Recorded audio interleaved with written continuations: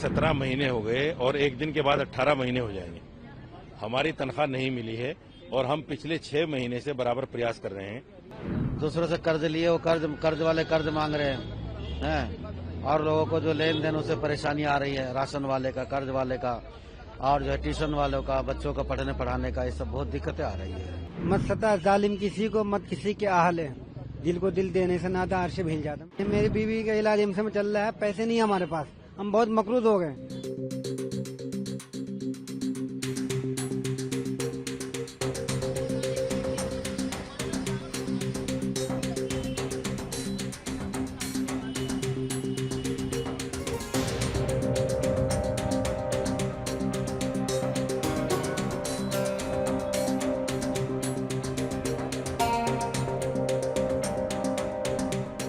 देखिए 17 महीने हो गए और एक दिन के बाद 18 महीने हो जाएंगे।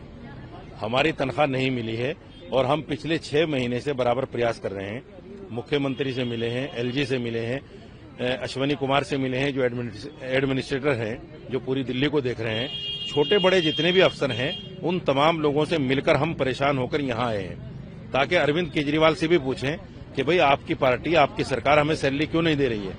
हम थर्सडे भी आए थे, थर्सडे में इन्होंने आश्वासन दे दिया कि आप सैटरडे आ जाओ, आपकी मुलाकात हो जाएगी। सैटरडे भी फिर मुलाकात नहीं हो पाई, अब फिर आए हैं। अगर अब भी ये लोग मुलाकात नहीं करेंगे, नहीं बताएंगे तो हम बैठ जाएंगे यहाँ धरने पर और जब तक हमारी सैलरी नहीं मिलेगी हम उठेंगे नहीं। सरकार तो दावा करती है कि सभी तमाम काम किए जा रहे हैं मौलानाओं के लिए और जो सैलरी है टाइम टू टाइम दी जा रही है, तो हम जो खड़े हैं इसका मतलब गलत है।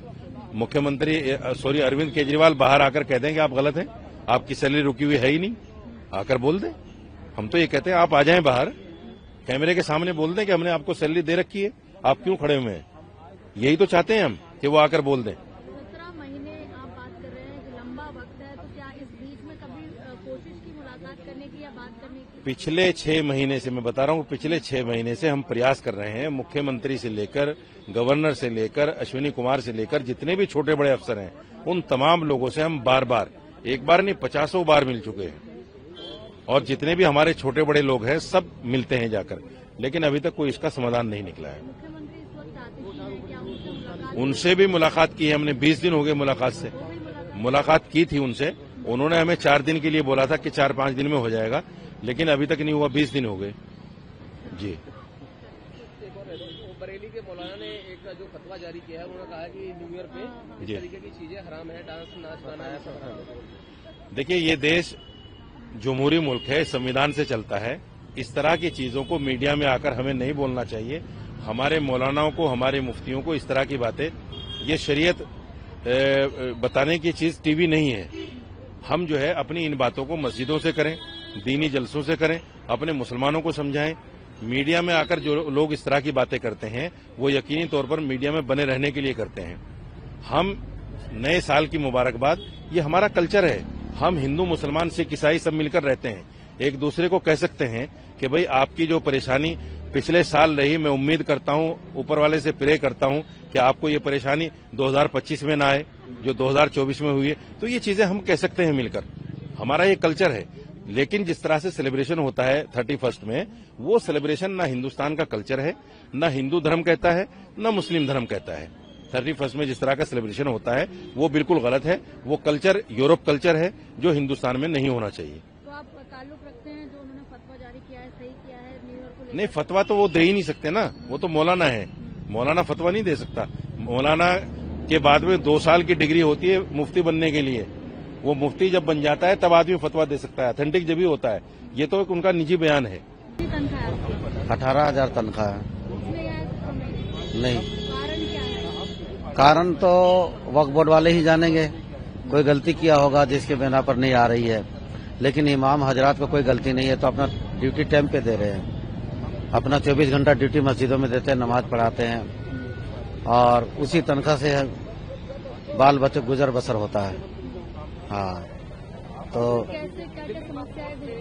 परेशानियां ये है कि दूसरों से कर्ज लिए, वो कर्ज वाले कर्ज मांग रहे हैं और लोगों को जो लेन देन उससे परेशानी आ रही है, राशन वाले का, कर्ज वाले का और जो है ट्यूशन वालों का, बच्चों का पढ़ने पढ़ाने का, ये सब बहुत दिक्कतें आ रही है। जब मुलाकात की तो उन्होंने क्या कहा?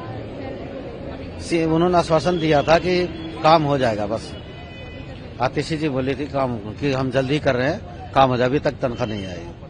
मैं आपके माध्यम से एक बात कहना चाहता हूँ, मत सता जालिम किसी को, मत किसी के आहले, दिल को दिल देने से नाता अर्श भी हिल जाता। मैडम, हम कम से कम 2 साल से बहुत ज्यादा परेशान हैं। 2 साल कम नहीं होते हैं। हमारी फैमिली, हमारे 20 बच्चे हैं। मेरी बीवी का इलाज एम्स में चल रहा है, पैसे नहीं है हमारे पास। हम बहुत मकरूज हो गए, बोलते बोलते हमारे आंख में आंसू आ जाता है। क्या सिर्फ हमारे साथ ये परेशानियां हैं? सरकार के और महकमे नहीं है, उनमें क्यों नहीं दिक्कतें होती हैं? हमारे साथ ये सरकार जो हवाले सलूक कर रही है, हमारे वक्फ बोर्ड की जो वक्फ बोर्ड जो है, उर्दू अकेडमी है, हज कमेटी है, हमारे साथ ये दुश्वारियां, औरों के साथ दुश्वारियां नहीं है। हम 2 साल से केजरीवाल जी से मिलने के लिए बहुत कोशिश कर रहे हैं, लेकिन केजरीवाल जी मिले नहीं हमसे। आतिशी मैडम से 20 दिन पहले मुलाकात हुई थी, उन्होंने कहा कि इंशाल्लाह आप लोग काम हो जाएगा। अब हम ये केजरीवाल जी के हम तीसरी बार आए हैं। अगर आपके घर कोई दुश्मन मिल जाएगा ना, उसको बैठा के आप पानी पिलाओगे, हाल चाल पूछोगे, लेकिन यहाँ पर हमें आने के बाद हमें फिर वापस भेज दिया जाता। हम तीसरी बार आए हैं। पिछली बार हम आए थे सैटरडे को, थर्सडे को आए थे, तो सैटरडे को वादा करा, सैटरडे को आए तो फिर कहने लगा आज के बारे में आज मिलाएंगे। हम ऐसे परेशान हैं, बहुत ज्यादा दिक्कतें हैं, क्या बताएं आपको।